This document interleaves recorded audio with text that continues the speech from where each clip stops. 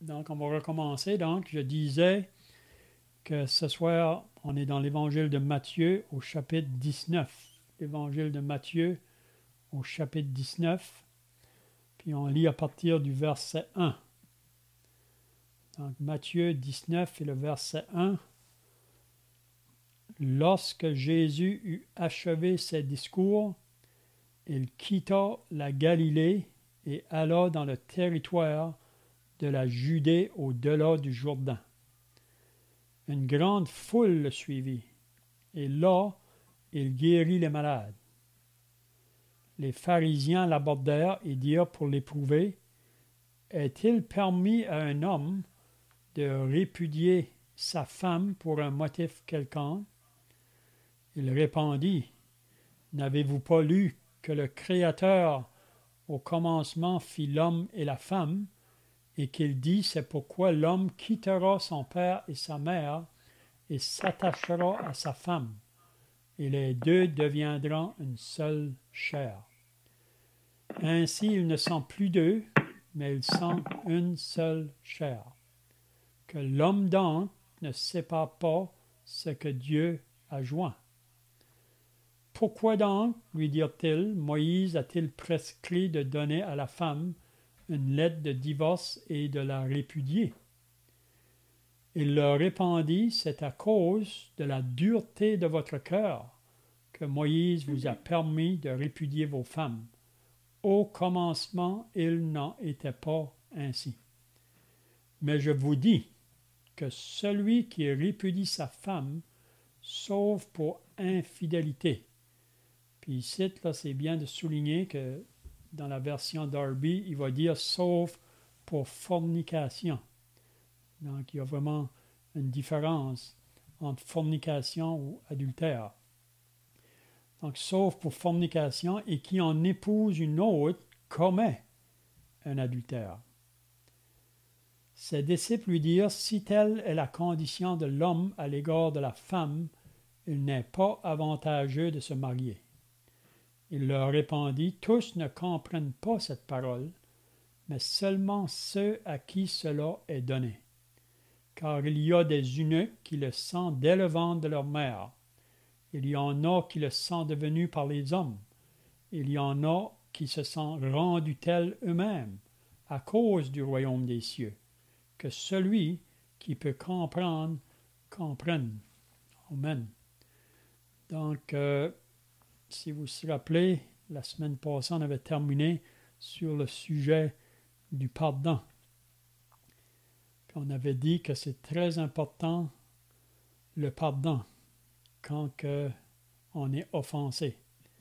On avait compris que Jésus avait pu dire à Pierre, après qu'il lui avait posé la question, alors combien de fois pardonnerai-je à mon frère lorsqu'il péchera contre moi? Sera jusqu'à 7 fois? Mais Jésus a dit non, jusqu'à 70 fois 7 fois. Donc, qu'est-ce que Jésus voulait nous apprendre? Qu'il n'y a pas de limite quand ça vient à pardonner ceux qui nous ont offensés. Puis on avait fait comprendre que quand on réalise le pardon que Dieu nous a fait, parce que nous, on a beaucoup offensé Dieu, donc on devrait être prêt à pardonner des frères et sœurs qui pourraient nous offenser, puis on devrait être prêt à pardonner. Parce que si on n'a pas le pardon dans le cœur, vous savez, ce n'est pas un bon signe pour un croyant. Puis aussi, s'il y a une chose qui peut nuire l'unité d'une assemblée, c'est si que le pardon ne se fait pas. Parce que une assemblée, c'est comme une famille. Un moment ou l'autre, parce qu'on a toujours la nature charnelle qui est en nous, on va offenser, ou on va blesser d'autres, d'autres vont nous blesser. Mais c'est là qu'il faut qu'on soit prêt à admettre qu'on a offensé, mais aussi à pardonner si on est offensé. C'est ça que le dernier verset disait dans Matthieu 18, là, c'est ainsi que mon Père céleste vous traitera si chacun de vous ne pardonne pas à son frère de tout son cœur. Donc, il mettait vraiment l'importance de pardonner. Puis on avait bien reconnu que c'était vraiment associé à une assemblée locale. C'est bien, donc ce soir, on commence le chapitre 19. Puis si vous remarquez, Jésus dit, on lit lorsque Jésus eut achevé ses discours. Donc ici, il nous parle du discours ou les paroles qu'il a mentionnées dans le chapitre 18. Puis on avait dit dans les semaines passées que dans l'évangile de Matthieu, Jésus a mentionné 5 discours. Puis le chapitre 18, c'est vraiment son 4e. Puis l'autre, prochainement, sera au chapitre 24. Mais on voit quand il donne ses discours dans l'Évangile, souvent il s'adresse directement à ses disciples, même s'il y a des foules autour, des gens autour, mais c'est vraiment concernant ses disciples. Mais là, ici, il va finir son discours, puis ça dit, il quitte la Galilée, puis il va aller dans le territoire de la Judée, au-delà du Jourdain. Puis là encore, une grande foule qui le suit. Et on le suit parce que Jésus est celui qui peut guérir tous les malades. Donc, si Jésus se présentera aujourd'hui parmi nous, il attire encore des foules de gens. Parce qu'il y a beaucoup de malades. Mais on voit que quand il était ici, il a prouvé vraiment qu'il était réellement ce qu'il disait, le Fils de Dieu, Dieu manifesté en chair, puis il avait la puissance sur toute maladie. Il pourrait le faire encore aujourd'hui, mais il l'a fait dans ce temps-là pour prouver qui il était, mais même à ça, beaucoup ont refusé de croire en lui, même quand on attribuait ces miracles aux œuvres du diable. Donc, on voit que même face aux miracles, les gens veulent des miracles, mais face à ça, l'homme reste incrédule. Il refuse de croire. Mais là, on va voir ce soir, c'est vraiment un sujet très important là, qu'on va regarder. Pour moi, c'est le sujet qui est bien confus dans le monde aujourd'hui. Mais ça serait bien d'être éclairé sur ce sujet parce qu'il y a beaucoup de confusion. Donc, qu'est-ce qu'on va voir? Je ne dirai pas beaucoup, là, mais il faut juste dire un peu. C'est les pharisiens qui viennent à Jésus pour l'éprouver ou pour le mettre au test. Les pharisiens, vraiment, n'étaient pas des hommes honnêtes. Ils n'étaient pas sincères. Ils étaient seulement là pour essayer de mettre des embûches vraiment dans la vie du Seigneur Jésus, dans son ministère. Mais quand même, on voit que Jésus aimait les pharisiens. Et c'est bien de comprendre ça, c'est pas qu'il les aimait pas, mais il devait les reprendre souvent très dur, très sévèrement, parce que ces gens-là pensaient, parce qu'ils avaient cette vie religieuse extérieure, que c'était suffisant pour pouvoir gagner le ciel ou aller au ciel. Mais Jésus les a fait comprendre que c'est pas de cette manière-là, mais ils refusaient. Puis c'est pour ça qu'ils se tournaient contre Jésus pour essayer de le prendre dans différentes choses pour l'accuser. Donc la question ici qu'ils vont demander, est-il permis à un homme de répudier sa femme pour un motif quelconque? Donc ils demandent à Jésus si qu'il est permis à un homme de renvoyer sa femme pour n'importe quoi. Hein? Parce que on dit que dans ce temps-là, il y avait 2 groupes qui enseignaient là. Un disait qu'on pouvait répudier sa femme pour n'importe quel motif, puis d'autres disaient on ne peut pas le faire, sauf pour l'adultère ou l'infidélité. Mais là, on va voir qu'est-ce que Jésus va répondre à ce sujet-là. Donc, je ne dirai pas plus là. En discutant, on va pouvoir dire les choses. Puis là, ensuite, on voit au verset 9, puis ça, j'aimerais de le souligner encore, là, quand que Jésus dit, « Mais je vous dis que celui qui répudie sa femme, sauf pour infidélité. » Puis c'est bien de comprendre que le mot ici, c'est fornication, parce que si on ne comprend pas, on va vouloir dire qu'il y a une possibilité de renvoyer puis de se remarier. Et qui en épouse une autre comme un adultère. Puis là, ensuite, Jésus continue à parler un peu, puis là, les disciples comprennent que c'est pas avantageux de se marier. Puis là, Jésus va dire qu'il y en a même qui sont faits des eunuques pour le royaume des cieux. Donc, c'est tout ce que je veux dire. Donc, avec l'aide des frères, les commentaires, il ne faut pas être gêné si vous avez des questions de pouvoir le faire.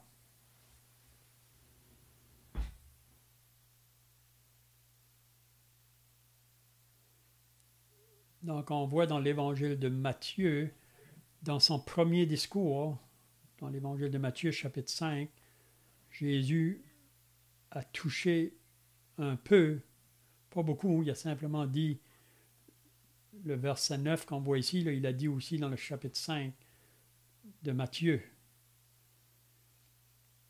Mais ici, on voit les pharisiens, donc, qui posent la question, est-il permis à un homme de répudier sa femme pour un motif quelconque?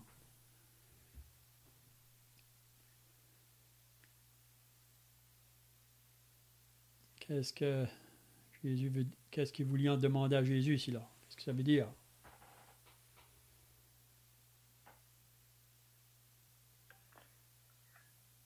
C'est sûr que les pharisiens, quand on regarde dans les Écritures, dans les Évangiles, les pharisiens étaient ceux qui s'opposaient le plus au Seigneur. Ils cherchaient souvent à le prendre en piège, essayer de trouver le Seigneur en disant des paroles qui auraient été contraires à ce que la loi de Moïse disait. Là, il approche le Seigneur, puis ici, on voit la question de la part des pharisiens, est-il permis à un homme de répudier sa femme pour un motif quelconque? Dans l'évangile de Marc, au chapitre 10, on n'a pas l'expression pour un motif quelconque. Il suffit de répudier sa femme.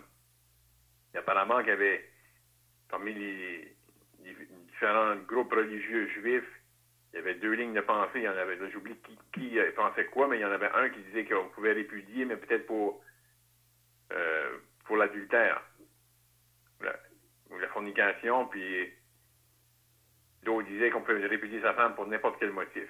Puis là, ici, il pose la question, est-ce qu'on peut répudier sa femme pour un motif quelconque? Là, ils veulent voir ce que le Seigneur va dire. Ils veulent pas seulement essayer de le prendre en piège. Mais le Seigneur va remonter jusqu'à ce qui était institué au commencement, qui venait de Dieu.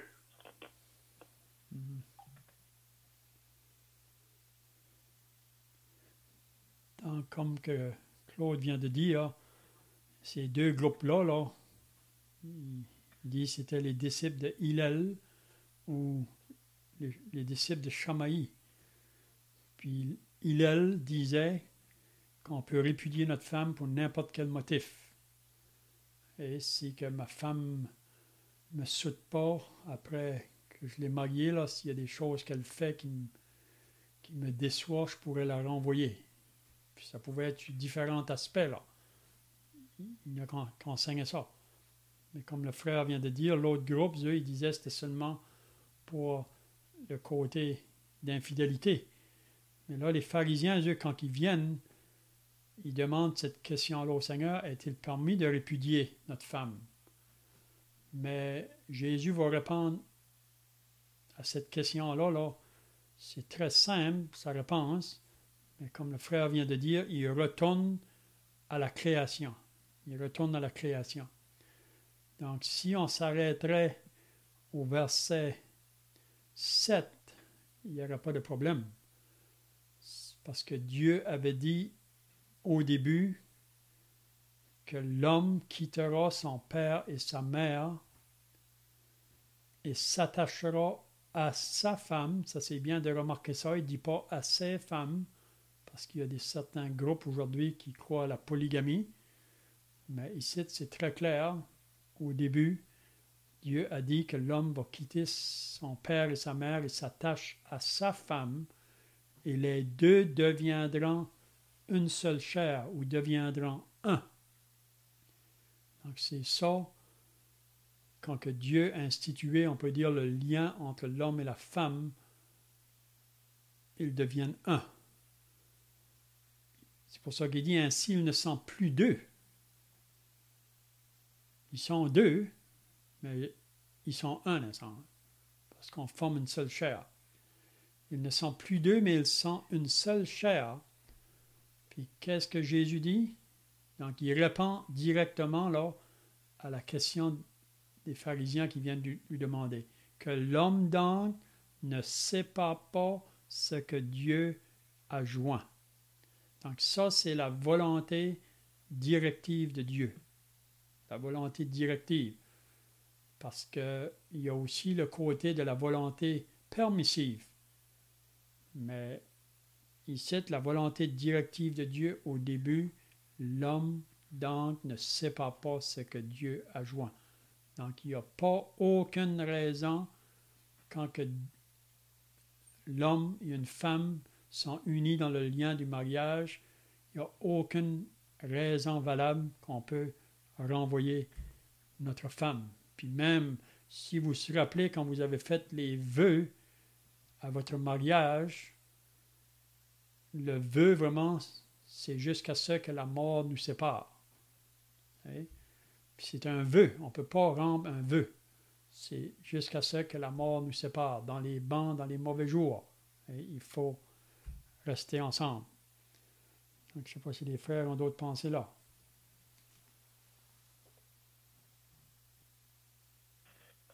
Parce que dans l'Ancien Testament, on voit ça beaucoup, même des hommes de Dieu qui ont plusieurs femmes. On pense à David, puis prenons les autres. Mais il y a des personnes qui vont prendre ces passages-là dans l'Ancien Testament pour se justifier, ni plus ni moins. Mais lorsque Moïse dit « C'est à cause de la dureté de votre cœur », donc c'était pas ça qui est enseigné, vraiment, c'était pas ça qui était les plans de Dieu. C'est comme notre frère Léon vient de dire. Après qu'un homme et une femme s'unissent dans les liens du mariage, ils sont comme une seule chair. Donc, même j'ai déjà entendu l'enseignement par un homme à l'œuvre qui disait, mais ça pourrait arriver à cause justement d'infidélité, comme je me rappelle de cette étude biblique-là. J'étais à Tampa, en Floride, puis c'était dans Marc 10, à propos du divorce. Il y avait un chrétien là qui a dit non, il n'y a pas de mais.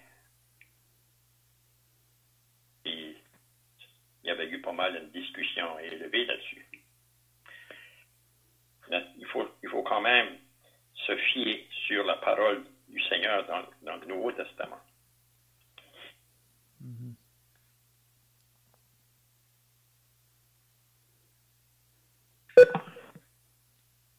Deutéronome 24, il parle de ça, un homme aurait pris une femme et épousé. Deutéronome 24, verset 1. Il parlait, hein? C'est ça. Oui, c'est ça vraiment que... c'est ça qui amène ici à Jésus, là, à partir du verset 7. Là. Les pharisiens, là, après que Jésus leur a répondu qu'il n'y a pas aucune manière de briser le lien entre un homme et une femme, là, eux viennent maintenant pour... Ils disent, pourquoi donc, lui dit-il, Moïse a-t-il prescrit de donner à la femme une lettre de divorce et de la répudier? Donc, c'est vrai que dans Deutéronome 24, Moïse enseigne ça. Mais là, Jésus va leur dire la raison pourquoi. Et il leur répondit, c'est à cause de la dureté de votre cœur que Moïse vous a permis de répudier vos femmes. Au commencement, il n'en était pas ainsi. Donc, c'est à cause du cœur de l'homme. Moïse a permis. Donc, comme on a dit tout à l'heure, la volonté directive de Dieu, c'est qu'il n'y ait pas de séparation ou de répudiation. Même ça dit dans Malachie que Dieu est la répudiation. Mais si l'homme veut aller dans son propre chemin, à cause de la dureté de son cœur, Dieu va permettre qu'il aille dans ce chemin-là. Mais quand Dieu permet une chose, il y a beaucoup de conséquences néfastes. Je vais vous donner un exemple. Vous vous rappelez qu'à un moment donné, Israël, dans 1 Samuel 9, a demandé à Samuel pour avoir un roi. Il voulait avoir un roi qui règne sur eux autres comme toutes les nations autour. Puis vous vous rappelez que Samuel ne voulait pas leur donner au début. Mais là, Dieu dit à Samuel, ils veulent un roi, donne-leur le roi. Donc ça, c'est la volonté permissive. Dieu le permet, mais ce n'est pas sa volonté directive en premier. Okay? Donc, mais s'ils veulent le roi, il a dit à Samuel, dis-leur toutes les conséquences que cela va apporter. Donc, c'est la même chose dans l'Épître aux Romains, au chapitre 1. Si l'homme refuse de rendre gloire à Dieu, de rendre grâce à Dieu, donc Dieu le laisse aller dans son chemin, si on peut dire. Puis c'est ça qui est arrivé avec le peuple d'Israël. Si Moïse a prescrit cette lettre de divorce pour répudier sa femme, il leur dit la raison pourquoi, c'est la cause de la dureté du cœur. Puis même, probablement, c'est pour protéger les femmes, parce que les hommes étaient durs sur leurs femmes. Donc, c'est une des raisons pour moi. Donc, je ne sais pas si les frères ont d'autres pensées là. Est-ce qu'ils pouvaient se remarier quand même dans l'Ancien Testament après avoir eu répudié leur femme? Oui, c'est ça que Moïse dit dans Deutéronome 24, que celui qui s'en allait, il pouvait prendre la personne répudiée pour aller vers un autre, mais elle ne pouvait pas revenir de nouveau vers son premier mari. C'est ce qu'il dit là. Mais c'est à cause de la dureté du cœur de l'homme, hein? Oui. Ouais. Mais l'homme commettait quand même un péché, là, c'est qu'il se remariait une deuxième fois là, dans l'Ancien Testament. Hein. C'est ça. Mais comme André disait tout à l'heure, là, il y a des hommes dans l'Ancien Testament qui ont pris plusieurs femmes, mais ça n'a jamais été de la volonté de Dieu. Puis si vous lisez tous ceux qui ont eu plusieurs femmes, ils ont eu beaucoup de problèmes, beaucoup de difficultés. Le seul homme vraiment qu'on voit, c'était Isaac, qui a eu seulement Rebecca, parce qu'Isaac est vraiment un portrait de Christ et l'Église. Oui? Donc, mais on voit que c'est toujours parce que l'homme voulait satisfaire ses propres passions au travers de tout ça. Hein?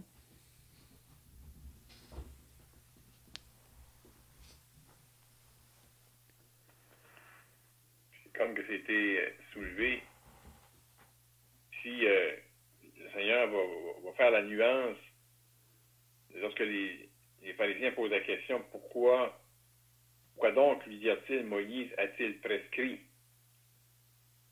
C'est le mot que les pharisiens utilisent. Moïse a prescrit. Lorsque le Seigneur répond, il va dire, c'est à cause de la dureté de votre cœur que Moïse vous a permis. Donc, comme Léon avait dit, volonté permissive de Dieu ici, Moïse a permis. C'est guidé par Dieu. Mais les pharisiens regardaient ça comme Moïse a prescrit. Comme si c'était quelque chose comme. Mais c'était pas la liberté de faire cette chose-là. Mais c'était permis, mais c'est à cause de la dureté de leur cœur.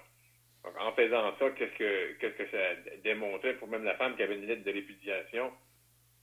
C'est que l'homme qui l'avait répudié avait un cœur dur.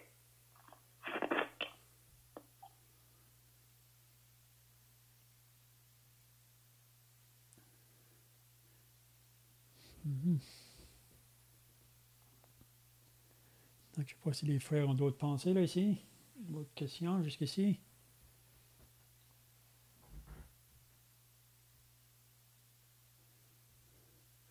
C'est le verset 9 vraiment là qui cause beaucoup de difficultés, même parmi le peuple de Dieu aujourd'hui, quand il dit, mais je vous dis que celui qui répudie sa femme, donc c'est Jésus qui dit ça ici, sauf pour infidélité ou pour fornication, et qui en épouse une autre commet un adultère. Puis vous allez remarquer que ce que Jésus dit ici, là, sauf pour infidélité, c'est seulement dans l'évangile de Matthieu qu'il mentionne ça.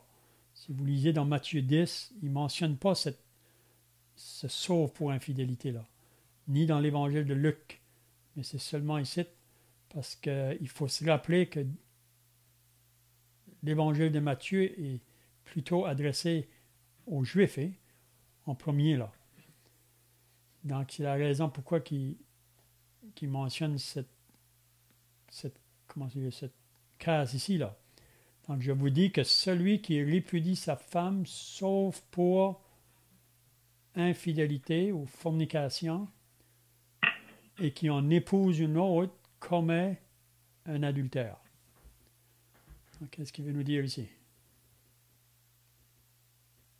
Est-ce que infidélité puis fornication, ça veut vraiment dire la même chose? Oui, probablement, parce qu'ici, c'est vraiment le mot fornication. Si vous lisez dans le Darby, c'est ça qu'il va dire, hein? Sauf pour fornication. Mais il y en a qui disent aujourd'hui, ici, c'est pour adultère, mais c'est pas pour l'adultère. La fornication, vraiment, c'est une relation avant le mariage. L'adultère, c'est après qu'on est marié. Donc ici, on peut voir la raison pourquoi que Jésus dit ça. On prend l'exemple de Joseph et Marie pour les Juifs. Quand un couple, avant de se marier, rentrait dans les fiançailles, là, mais pour le Juif, quand on était fiancé, c'est comme si on était déjà marié. Mais le mariage n'a pas encore été consommé. Pendant ce temps de fiançailles, si un ou l'autre était infidèle envers un ou l'autre, dans ce temps-là, il pouvait répudier ou renvoyer. Hein? Le mot fornication, c'est pas comme femme qui vit ensemble sans être mariée? C'est pas ça que ça veut dire? Oui, fornication, c'est des relations avant le mariage, vraiment. C'est toute relation avant le mariage. Ouais. Mais ici, c'était pendant la période d'1 an, il fallait qu'ils se prouvaient fidèles l'un envers l'autre. Oui, c'est ça. Moi, c'est ça que la plupart des frères vont croire. Là. Ceux qui croient vraiment à la vérité, qu'il n'y a pas de remariage. Si on regarde c'est toujours les chefs religieux qui abordent ça, ce sujet-là. Ce sujet-là. Pharisiens, tous les hommes religieux qui connaissaient l'Ancien Testament. Il y a essayé toujours d'essayer de prendre le Seigneur Jésus au piège. Le Seigneur va puis il dit ainsi, c'est pour ça, il dit ainsi ils ne sont plus deux, mais ils sont seule chair. Que l'un d'entre ne se bat pas sur ce que Dieu a eu. Là, il dit aux pharisiens qui est là que l'homme ne se bat pas pour ce que Dieu a uni. Il ment par là que pour lui, quand on lit ça, il faut toujours regarder ce que le Seigneur Jésus. C'est lui, le Seigneur Jésus, c'est lui qui parle. C'est lui qu'on devrait toujours suivre. Pas les pharisiens, les Sadducéens, tous les hommes religieux. Regardez au Seigneur Jésus. Parce que le Seigneur Jésus, l'homme ne va pas ce que Dieu a eu. C'est un verset dans l'Ancien Testament, les commandements. Dieu fit la femme et l'homme. C'est pour ça qu'il faut toujours regarder au Seigneur Jésus. C'est ce qu'il dit. Hein?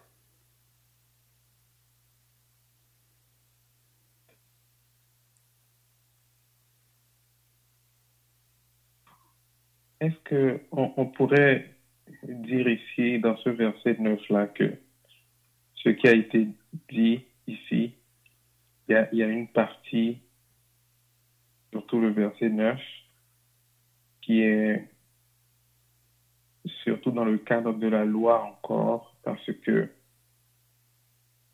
quand on posait la question au Seigneur Jésus, pourquoi donc Moïse a-t-il prescrit?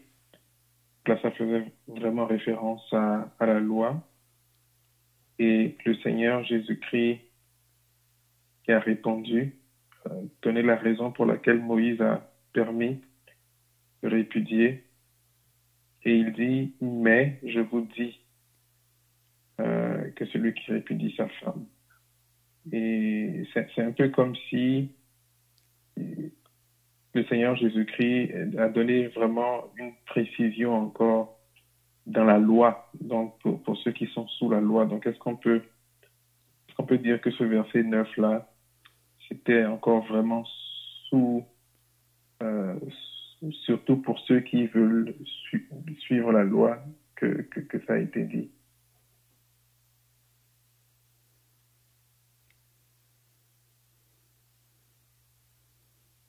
Oui, on pourrait dire d'un sens, parce que ici, quand Jésus se présente, là, on est toujours associé avec l'Ancienne Alliance, avec le peuple de l'Ancienne Alliance.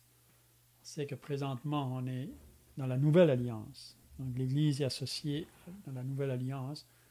Mais on pourrait dire que Jésus, ici, comme tu viens de dire, parce qu'il répond vraiment à ces chefs religieux, puis comme qui a été dit, ils ne viennent pas vraiment sincères, avec une sincérité de cœur. Ils sont simplement là pour amener des problèmes ou essayer d'accuser Jésus d'une chose ou d'une autre. C'est un peu quand ils avaient amené la femme qui avait été surprise en flagrant délit d'adultère. C'est-à-dire que c'est eux, les pharisiens, qui l'avaient surpris.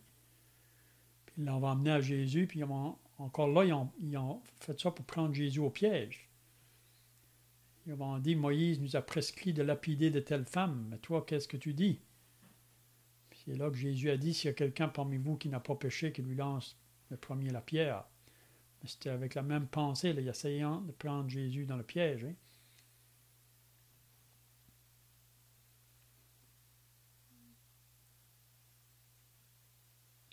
Donc, dans les autres évangiles, il va dire ça comme ceci, là.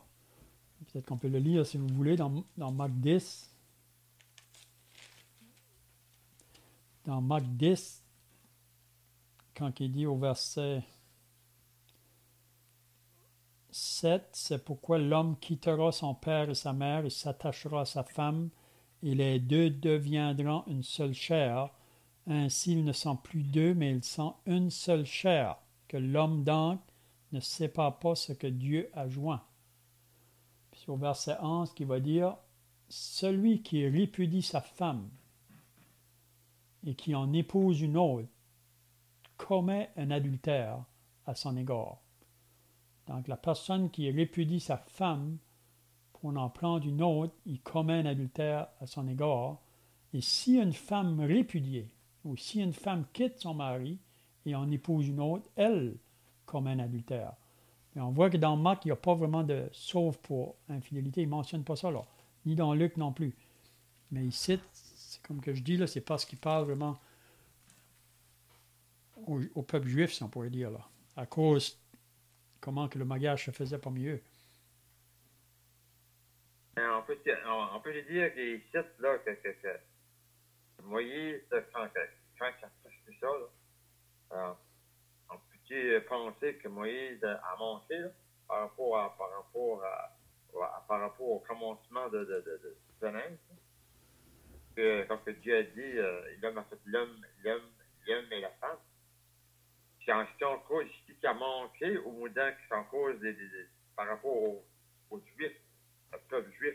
Le peuple juif a même demandé ça. Il s'est laissé emporter par ça. Je sais pas. Moi, j'ai un pensée de même. D'ailleurs, je sais pas. Mais je pense, comme Claude disait tout à l'heure, je pense que c'est que Dieu va le permettre. C'est comme si Dieu révèle à Moïse, le peuple, à cause de leur dureté de cœur, donc il faut permettre ça. C'est un peu comme quand il voulait envoyer un roi, c'était pas la volonté de Samuel. Samuel ne voyait pas ça parce que le roi, c'était Dieu. Mais Dieu dit, ils veulent le roi, donc donne-leur le roi. Hein? Je pense que c'est la même pensée, là. Ah, ça, c'est vrai. Ah, oui. Ouais. On peut voir aussi que, on sait ici que le passage concernait en particulier les Juifs avaient posé la question, les pharisiens au Seigneur, mais on voit même, avant la loi, on a des exemples dans Genèse, au chapitre 20, où Abraham avait séjourné à Guérar, puis il avait laissé croire que Sarah était sa sœur. Puis là, quand ça s'est révélé, on voit même que parmi les gens inconvertis, c'était mal d'aller avec la femme d'Abraham. Puis on voit plus loin dans Genèse 26, lorsque Isaac a été parmi les Philistins pour un temps, lorsque là aussi ça s'est révélé qu'il agissait comme si c'était sa sœur. Et là, on peut lire comment Abimelech a fait appeler Isaac, puis lui a dit, comment as-tu pu dire c'est ma sœur? Là, on va plus loin, Abimelech va dire, peu s'en est fallu que quelqu'un du peuple n'ait couché avec ta femme et que tu nous aurais rendu coupables. Donc, même pour l'inconverti, c'est quelque chose qu'on voit que c'est justement, ces gens-là, même inconvertis, il y avait ce principe-là qui était connu, que tu n'allais pas avec la femme de l'autre. Mhm. Donc, on voit que justement, puis là, on peut penser que ces gens-là étaient plus près de la création. Donc, c'est un principe qui avait été institué à la création, puis au tout début, même parmi les différents peuples, c'était connu. Parce que ça venait de Dieu. Mhm.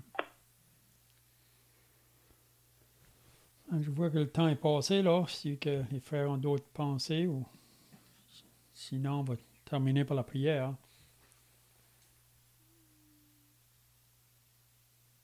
Au nom du Seigneur Jésus-Christ, nous voulons, en terminant encore, te remercier pour ce temps précieux qu'on a eu au milieu de la semaine pour pouvoir te prier, déposer nos requêtes devant toi et pour pouvoir ouvrir ta sainte parole et plonger nos regards et être instruits. Père, on te remercie pour ces vérités qu'on a considérées, comment tu nous as laissé ces choses et on pense, Père, comment ce sujet, comme il était même mentionné, comment le mariage nous parle de l'union entre Christ et son Église. Et comment c'est un lien qui ne peut pas être brisé. C'est un lien qui va toujours durer. Et on te prie, Père, que même le lien du mariage pourrait nous faire penser et méditer sur cette relation qu'on a avec ton Fils, une relation qui est éternelle et on sait que bientôt il va revenir et comment tous ceux qui lui appartiennent vont être avec lui. Père, on te prie que tu puisses nous garder, nous préserver et maintenant on te prie que tu puisses avoir ta main sur nous lorsqu'on va se quitter. On te prie au nom du Seigneur Jésus-Christ. Amen. Amen.